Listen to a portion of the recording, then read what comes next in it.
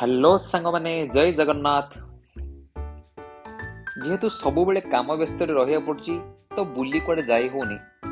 आज जेहेतु छुट्टी मिली से मु आज बुली बाहरी एकागुड़ी जलप्रपात को। एबे मो मालकानगिरी जस्ट बाहरी आउ एकागुड़ी जलप्रपात आड़ को मु आगे चलची। देखि पारुथिबे आपण माने एक घंटार यात्रा पर आमे एई जलप्रपात निकट में पहुंचीचु। बहुत घंच जंगल भितर आमको चली चली आसिया पड़ा।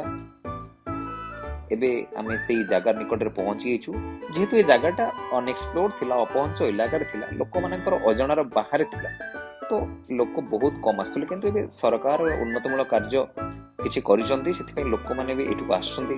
आपण माने मध्ये एठुको आपन सांग साथी बंधु बांधवी सहित भी आसपारे, कौन असुविधा नहीं। बुली ये जगार सुंदरता को उपभोग करी आपण जापर। देख बहुत सुंदर अच्छे। एति भितर मु गोटे दिटा शॉट नहीं स्मृति रखा